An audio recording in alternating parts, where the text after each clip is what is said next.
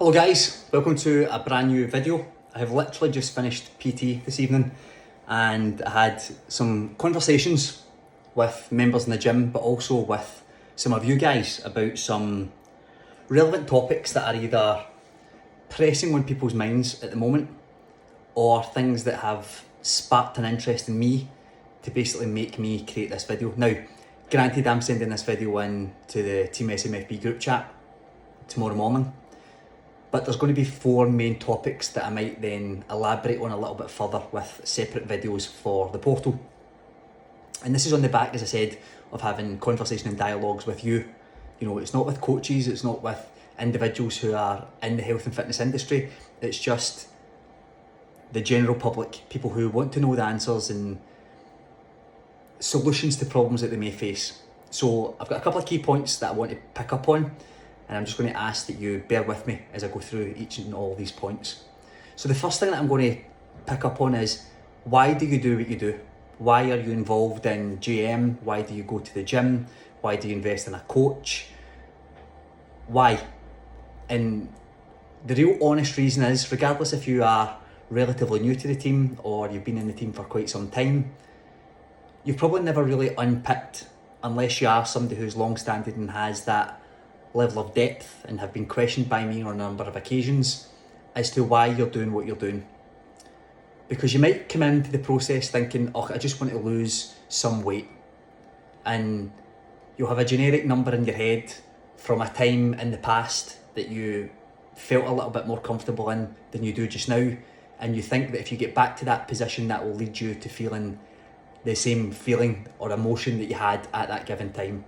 And I hate to break it to you, that's never going to happen, because that moment in time has passed and your outlook and perspective of life has changed, your circumstances have changed, you have aged, and putting a number or a feeling or an emotion and attaching that to a thing is never necessarily good. So instead, what I would probably ask you to ponder is, understand your why. Unpick all the levels to why you're doing this. And if you're only doing this because you want to lose X amount of pounds, actually question why you want to lose X amount of pounds. Is it because you are uncomfortable in your own skin? Is it because you don't like the stigma that's attached to you and the size that you are? Is it because you don't like wearing the clothes that you've got to wear? Is it because your quality of life is poor?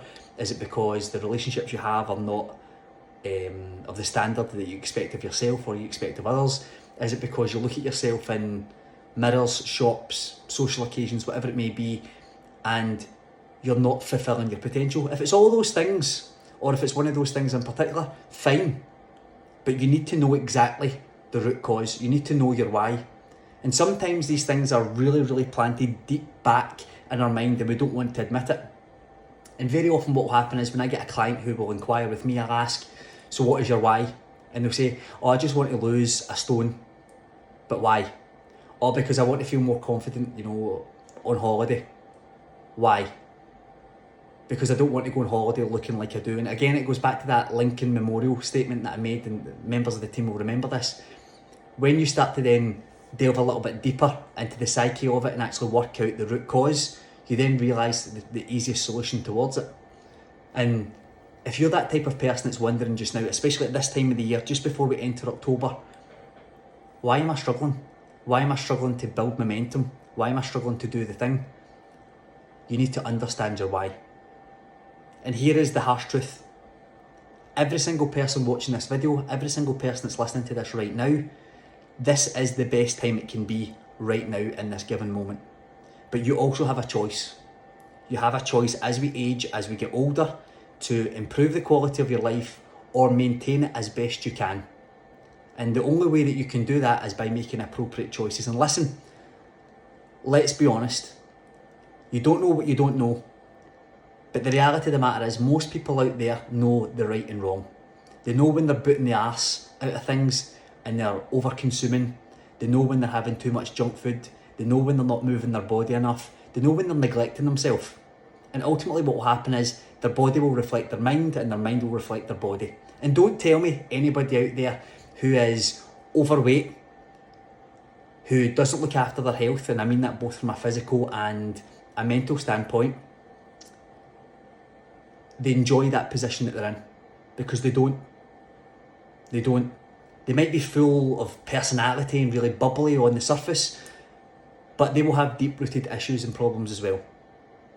And again, I'll always go back to that question, understand your why. And very often what we do is we attach fitness, that word, to an image.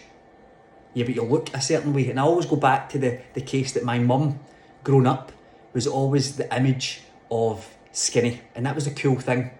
And yet my mum was the epitome of being unhealthy, because she didn't look after herself at all. She didn't train, and I mean she didn't do any cardiovascular work. She didn't do any weightlifting, to gain muscle tone, muscle mass, improve her metabolic conditioning. And her diet, still to this day, is simply atrocious. And dare I say, it's no coincidence that my mum has had a host of health issues as a byproduct of those choices that she's made through life. So instead of thinking about fitness as just a physical image, and we can look at so many bodybuilders, who had their lives cut short because of the abuse of taking performance enhancing drugs. It might give you the image of the thing that you want, but is it really good for you? It's a bit like taking recreational drugs. It might give you that high or that kick that you're looking for in that given moment. But if you overdo it and you overconsume it, deep down in here, it's not good for you. So anything that's overconsumed is not good. If you overtrain, not good. If you overeat, not good. If you undereat, not good. You get the idea. Moderation is the key. But what we've got to understand is we are all in this to ensure that we age well, we have longevity in everything that we're doing, and we manage our stress in our day-to-day life. Now my job, although that says fitness and nutrition, is much, much more than that. My job as a coach is to sit, to listen to people, to advise, to guide, to give you a non-biased opinion on the situation. And sometimes it is like being a counsellor, because I'll listen to your woes, I'll listen to the problems, and sometimes it's not about me giving advice. Sometimes it's about just you speaking it out loud or typing it down and having that moment of reflection. But what I can do is I can channel that in such a way with fitness and with nutrition to say, right, okay, what can you control in your life? Because sometimes your stress might be your partner. I can't control your partner. Sometimes your stress might be your work situation. I can't control that either. But what I can do is I can control the other hours or the other variables in your life, so that you have control and you have ownership over those things, and ultimately that will make you a better person. And the key points that I've written here are, as you age, you're looking for longevity, you want to manage your stress, and then the most important thing above all else is the quality of life that you have. Because again, if you're someone that doesn't go to the gym, and you happily eat takeaways, and you drink excessive amounts of alcohol, and you take recreational drugs, you're not the embodiment of health, physically or mentally. And equally so, if you're someone who's been to the gym, you know that it can be a struggle, but we kind of embrace that. We kind of enjoy that challenge to get up and go. And the way that I liken it to people is, you don't think twice about brushing your teeth. You don't think twice about having a shower. You don't think twice about, putting on nice clothes and turning yourself out well. But sometimes it can be a pain in the arse. Sometimes you just can't be bothered. Sometimes you can't be bothered brushing your teeth, but there's a standard. Sometimes you can't be bothered having a shower and you stink, but there's a standard.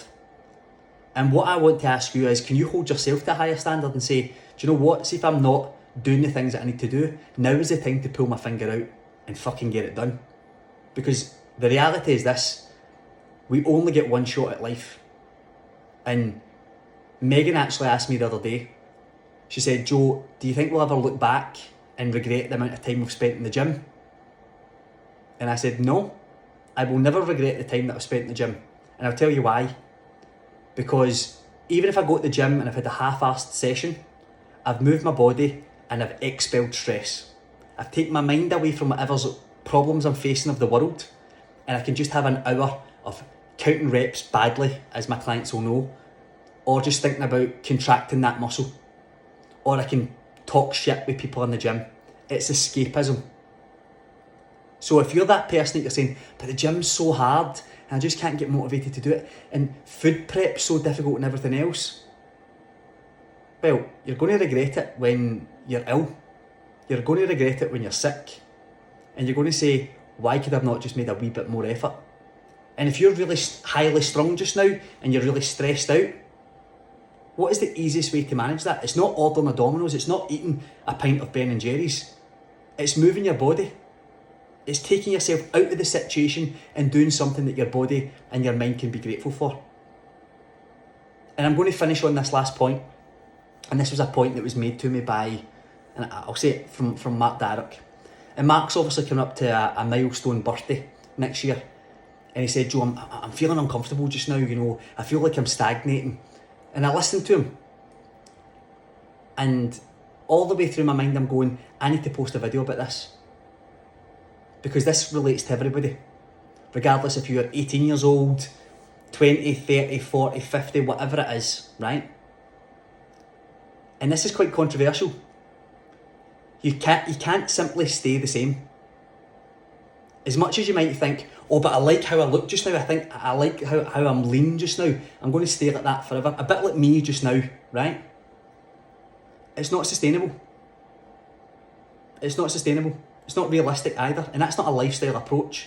Because me being anal about my food sources, always tracking my calories, always making sure I'm hitting that specific amount all the time. Well, what happens is there's a biology. I age, metabolic conditioning happens. My body picks up on what's going on. So I would then need to tweak it. So either way, I would then need to be either in a deficit or a surplus. And in actual fact, just now, as we come into winter, is there any need to be in a diet unless you're going on a photo shoot, or you're going to do a photo shoot, or you're going on holiday or something else? Surely now is the time to build strength. Surely now is the time to have more flexibility with your diet, to go in and enjoy more experiences, because we know that it's going to be cold. We know that we're going to gain a wee bit more body fat, and that's okay. But embrace that, accept that you're going to gain a little bit more body fat. Not excessive amounts, you're not going to get fat, you're not going to get massive, but you reframe it as an improvement phase. So you say, I'm allowed to bring my calories up, because what that will do is, that will afford me more energy. That will afford me to perform better in the gym. That will afford me to enjoy more social experiences. So straight away, it's all about mindset. That's what it comes down to. Whereas if you start to then say, but my calories are up and I'm fat, well, that's all you're going to obsess about. And then from a mental standpoint, you're going to then believe that you're fat, but you're not. And the more muscle that you build, the healthier you're going to be. The more calories your body can then deal with. The more bone density, the stronger your ligaments and joints are going to be. For further down the line, when you're older, and I've posted this on the group chat in the past, the percentage of people now that don't train and they end up, God forbid, dying as a byproduct of not doing these things is unbelievable. The percentage is so high, and I don't have it to hand to tell you right now, but I've posted it in the past. So why not go to the gym and do resistance training? Why not walk a wee bit more? Why not invest in your health? Leslie coined it really, really well. This is my mortgage. This is my big payment that I put out. I put it out towards me. And that's priceless. Because trust me, as we age, as we slow down, as we regress, we're going to value that so much more. But if you're at the stage just now where you're going, oh, I'm just going to throw the towel in, you know, because I'm gaining weight, I'm not making much progress. Who's that down to? The only person that's down to is you. You have everything working in your favour. We're in a really blessed and grateful position right now to have somebody that's going to support you, that's going to give you the guidance, that's going to give you the advice, that's going to champion you, it's going to cheer you on, it's going to motivate you, galvanise you, do whatever I need to do, give you a boot up the arse if you need that as well. You also have a network of people, a like-minded group of individuals who are all in the same boat, who are all pushing towards the same direction. Because we all just want to be better. We all want to be happier. And we want to live a life, like I've said here, that's of good quality. So if you're in that rut and you're questioning your decisions and you don't know what you're doing, the first thing that I'd say is understand your why. Why do you do everything that you do? Why do you act the way you act? Change your thoughts when it comes to fitness. Fitness is more than just your image. Fitness is ultimately health. And your health cannot be undervalued, it can't be underestimated. But you've got to do stuff, you've got to be proactive, you've got to take action to improve your health. And regardless of your age, regardless of the stage you're at just now in this process, the fact of the matter is this: we're all going to get older. We're all going to regress. So can we in some form make sure that we improve our process for longevity? Can we manage our stressors just now? And can we ensure that we're making the best possible choices as much as possible? And that doesn't mean being perfect all the time. All I ever say is progression over perfection. All I ever say is think about 80-20. 80% of the time, I'm doing the right stuff. 20% of the time, I have a little bit of fun, a little bit of balance, a little bit of flexibility. That's okay. 80% of the time, through the course of the year, I go to the gym. 20% of the time, I'm at holidays, I miss it, things on, etc. And then understand why you'll never be the same. Why you can't just stay in that position. Life is a cycle, and it can either work for you in a positive light or a negative light. But I'll stress this last point and I'll finish on this.